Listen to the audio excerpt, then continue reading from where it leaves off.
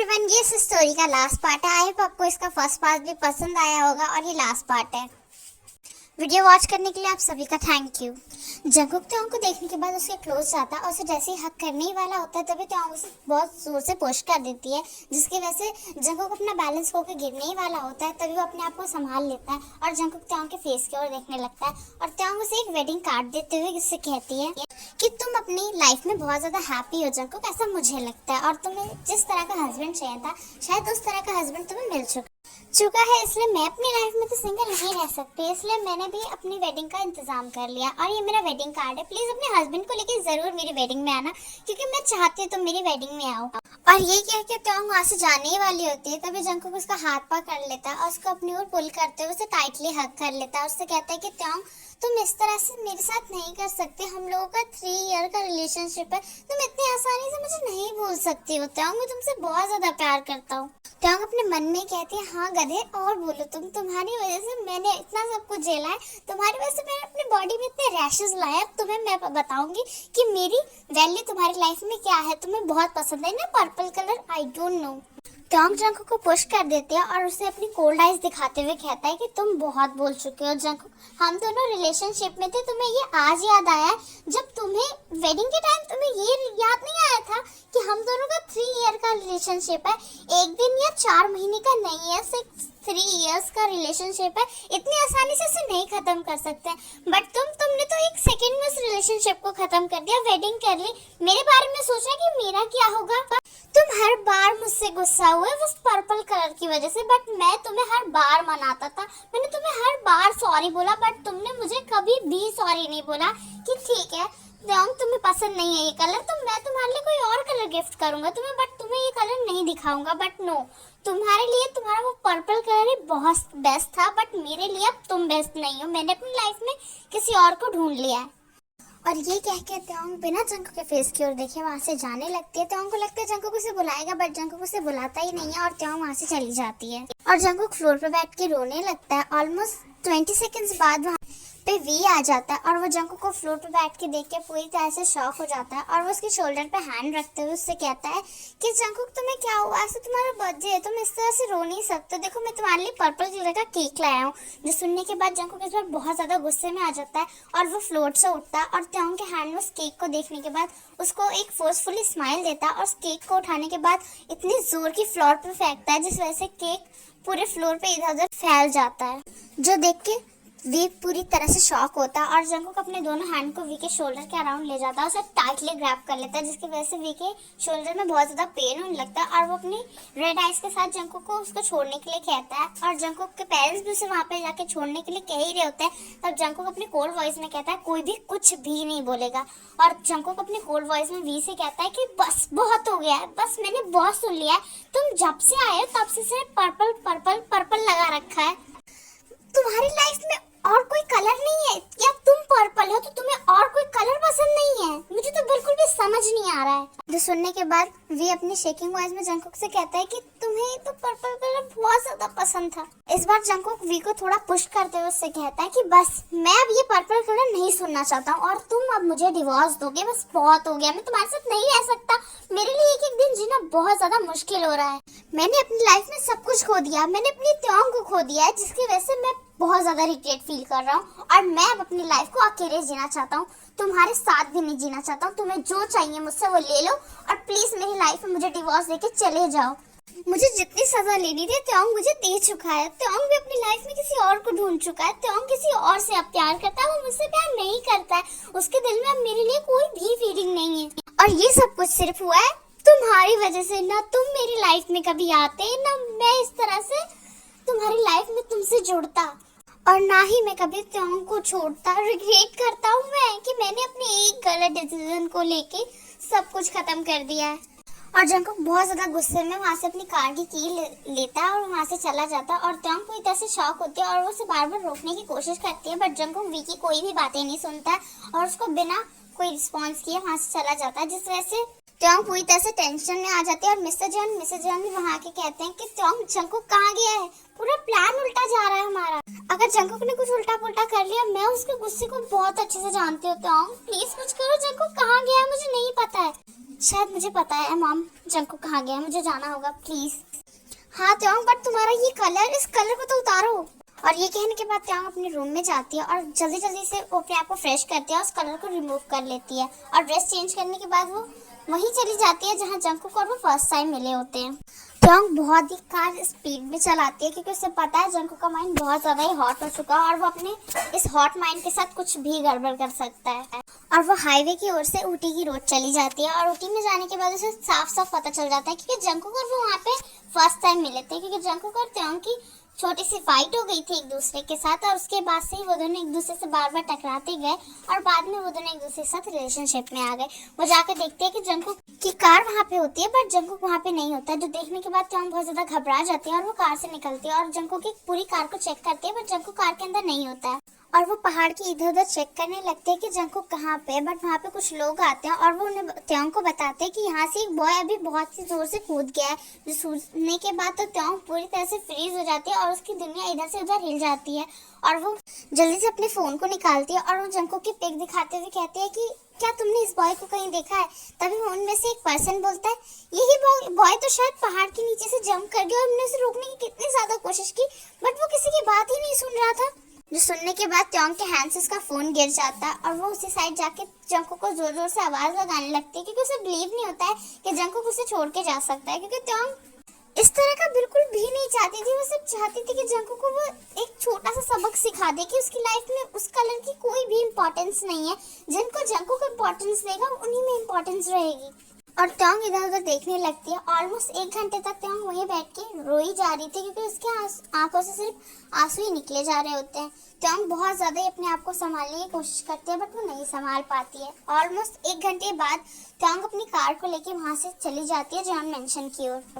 और जब एक पर्सन देखता है कि त्योंग वहां से जा चुका है और जिस पर्सन ने त्योंग को ये कहा था कि जंकुक उस पहाड़ से कूद चुका है, ये सुनने के बाद त्योंग का क्या रिएक्शन था, वो पर्सन पूरी तरह से उसे वीडियो कॉल में वीडियो दिखा चुका है और वो उस पर्सन को कॉल करते हुए कहता है कि मिस्टर किम यहाँ से जा चुके हैं। जो सुनने के बाद वो पर्सन अपने कोल्ड वॉइस में कहता है कि वो मिस्टर जियोन होगा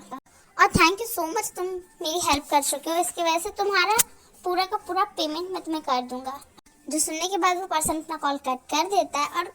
जंकुक के फेस पे एक डेविल स्माइल होती है और वो अपने मन में ही कहता है कि मैं भी देखता हूँ कि तुम अपना ये गेम कब तक चलाने वाले हो, तुमने मुझे बहुत ज्यादा ही परेशान किया है त्योंग, अब मैं तुम्हें छोड़ूंगा नहीं।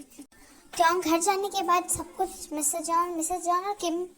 फैमिली को बताती है। जो सुनने के बाद पूरी फैमिली शॉक होती है और मिसेस जॉन बहुत ज्यादा ही रोने लगते हैं कि उनकी लाइफ में आखिर ये क्या हो गया है। ऑलमोस्ट 1 वीक बीत जाता है। त्योंग पूरी तरह से अपने आप को भूल चुके होता है क्योंकि उसकी लाइफ में जंकुक के अलावा और कोई भी डिजर्व नहीं करता है और त्योंग बिल्कुल भी अब किसी पे ध्यान नहीं देता है। वो बहुत ज्यादा कोल्ड हो चुका है। त्योंग जितना ज्यादा नॉटी था उससे ज्यादा वो कोल्ड हो चुका और वो ज्यादा किसी से बातें नहीं करता है। जो देखने के बाद मिस्टर किम और मिसेस किम बहुत ज्यादा ही सैड होते हैं। वो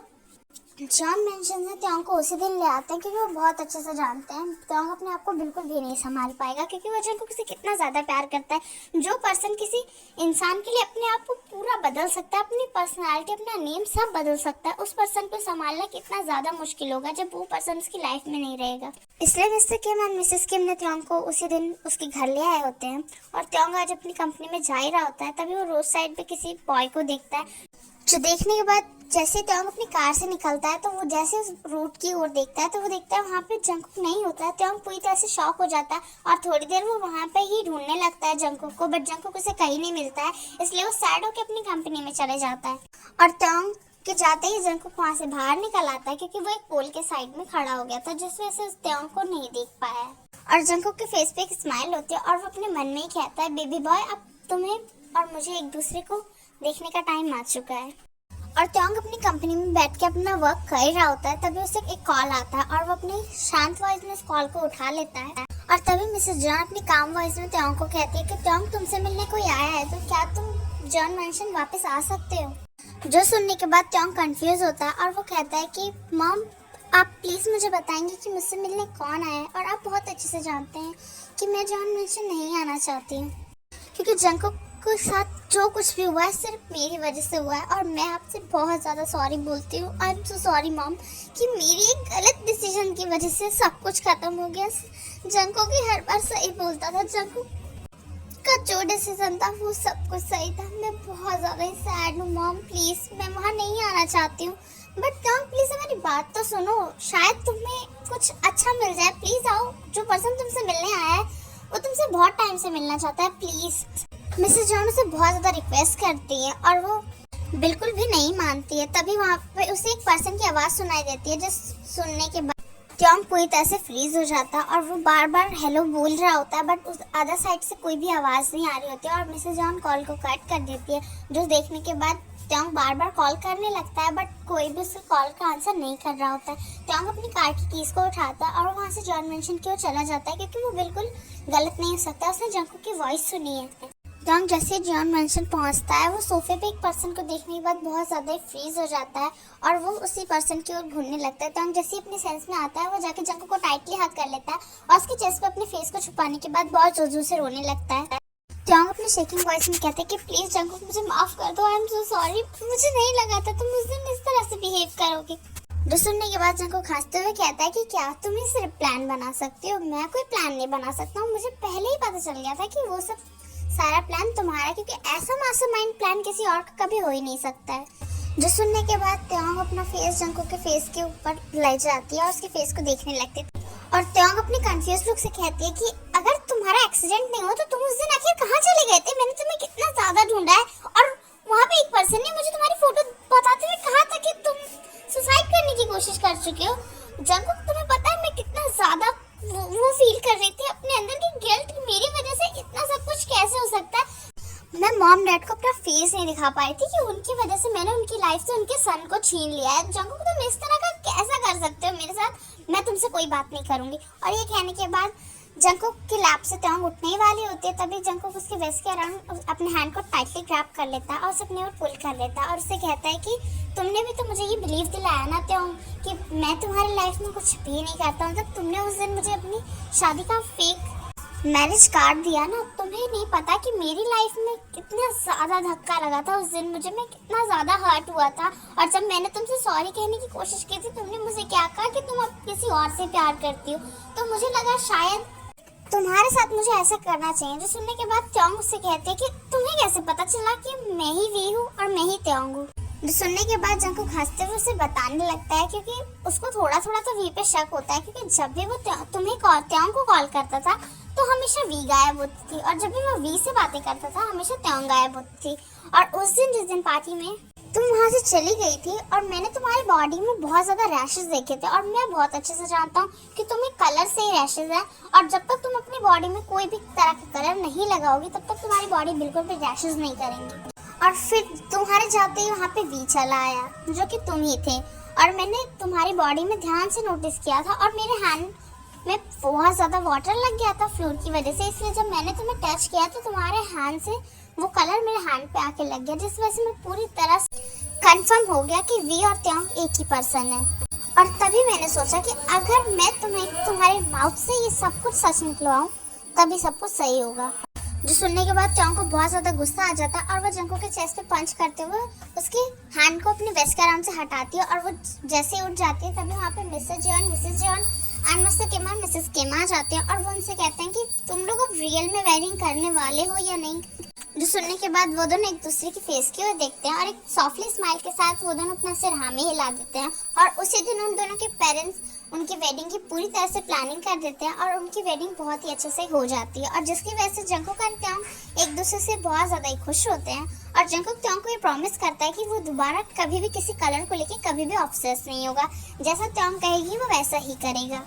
जंको ट्योंग को ब्राइड स्टाइल में गोद में कैरी कर लेता है और उसे अपनी रूम के अंदर ले जाता है और उसे बेड पे सॉफ्टली लेटा देता है और जंको ट्योंग के ऊपर आ जाता है और उसके लिप्स पे बहुत ही सॉफ्टली किस करने लगता है। तो ट्योंग भी जंको के किस का रिस्पॉन्स करने लगता है और वो अपने हैंड को जंको के नेक के अराउंड ग्रैब कर लेता है और उसकी किस पैक करने लगती है और सोली उन दोनों की किस बहुत ज़्यादा डीप हो जाती है और ट्योंग और जंको एक दूसरे के साथ इंटीमेट हो जाते हैं। जब उन दोनों के बीच में ये लव मेकिंग राउंड खत्म हो जाता है तो ट्योंग जंको के ऊपर होती है और जंको ट्योंग के नीचे होता है और ट्योंग को जंको अपनी काम वॉइस में कहता है कि मैं तुमसे बहुत ज़्यादा प्यार करता हूँ, बट जो तुमने इन दिनों मुझे परेशान किया है ना, उसका ऑलमोस्ट ये 1 मंथ तुम्हें पनिशमेंट लेनी पड़ेगी। जो सुनने के बाद त्योंग जंगकुक के फेस की ओर देखते हैं और उससे कहते हैं कि क्या मुझसे मुझसे ये सब नहीं होगा, एवरी नाइट में तुम्हें किस तरह से झेलूंगी। तो जंगकुक हंसते हुए कहता है कि तुम्हें ये सब करने से पहले सोचना चाहिए था। मुझे तुम पे थोड़ा थोड़ा शक था कि जब भी मैं त्योंग को कॉल करता हूँ तो वी बाथरूम की चली जाती है, बट तुमने मुझे इस तरह से परेशान किया कि मैं तो बिल्कुल भी इन सब में ध्यान नहीं दे पाया। तो जंगकुक की ओर त्योंग गुस्से से देखते और उसके चेस्ट पे स्लैप मारते हुए कहती है कि मैं क्या करती, तुम्हें ये पर्पल भूत पड़ा था तो मैं क्या करती, मैं तुमसे प्यार करती हूँ जंगकुक। एक रिलेशनशिप इस तरह से नहीं होता है, और तुमने तो अपने रिलेशनशिप में हमेशा पर्पल कलर को ले आते थे, इसलिए मुझे तुम्हें ये पर्पल कलर का भूत उतारने के लिए सब कुछ करना ही पड़ा। जंगकुक त्योंग को बहुत टाइटली हग कर लेता है और उससे कहता है कि मैं तुमसे बहुत ज़्यादा प्यार करता हूँ। अगर तुम मुझे अपनी काम बातों में समझाते कि मुझे पर्पल कलर छोड़ना होगा तो मैं छोड़ देता, बट तुमने तो कभी मुझसे कहा ही नहीं। प्लीज अब बातें करना बंद करो, मैं बहुत ज़्यादा टायर्ड हूँ। और त्योंग को जंगकुक टाइटली हग करके सो जाता है और ऐसे सोले सोले टाइम बीतने लगता है। त्योंग और जंगकुक का एक क्यूट सा बेबी बॉय होता है जिसके साथ वो दोनों बहुत ज़्यादा ही हैप्पी होते हैं। और उस दिन के बाद से जंगकुक ने कभी भी पर्पल कलर को लेके ऑब्सेस नहीं रखा। वो त्योंग के कहने पे हर कलर को ही एक अच्छी सी मान्यता देता है। यहीं पे ये स्टोरी खत्म होती है। मुझे बिल्कुल भी ऐसी स्टोरी कोई भी बनाने का कोई शौक नहीं था, बट ऐसे ही अचानक मैं आज सुबह ना एक कलर के साथ खेल रही थी तो मुझे लगा क्या पता कोई कलर के साथ स्टोरी भी बनती है, तो मैंने ऐसे मजाक में ये स्टोरी बनाई थी। आई नो पर्पल कलर की कोई लव स्टोरी बिल्कुल भी नहीं होगी, क्योंकि कोई किसी कलर को लेके इतना ऑब्सेस तो बिल्कुल भी नहीं होगा। मुझे किसी पर्सन ने, मतलब आप लोगों से किसी एक सब्सक्राइबर ने एक स्टोरी कमेंट की थी जो कि किसी ड्रीम को लेके होती है, जो उसका बॉय हमेशा उस ड्रीम के लिए ही ऑब्सेस रहता है, बट मैंने इसमें ड्रीम नहीं दिया, मैंने इसमें कलर दिया, क्योंकि आई नो ड्रीम को लेके कोई ऑब्सेस कैसे रह सकता है जब उसके साथ उसका लाइफ पार्टनर है जिससे वो इतना ज़्यादा प्यार करता है, तो किसी ड्रीम को लेके कैसे वो ऑब्सेस रहेगा। बट मैंने उसकी स्टोरी पढ़ी, मुझे उसकी स्टोरी राइट बहुत अच्छी लगी, बट वैसे स्टोरी में कैसे बनाऊँ मुझे उसके लिए थोड़ा समझना होगा, इसलिए मैं वो ड्रीम ऑब्सेस स्टोरी थोड़ा सोच समझ के बनाऊंगी। और आप सभी के एग्ज़ाम चल रहे हैं तो प्लीज़ गाइस एग्ज़ाम में ज़्यादा ध्यान दो, क्योंकि एग्ज़ाम के अलावा हमारे लाइफ में और कुछ भी नहीं है। और एग्ज़ाम के जब जिस दिन मार्कशीट आएगी ना उस दिन ही सब कुछ याद आ जाएगा कि हमने कितना पढ़ा था कितना नहीं पढ़ा था।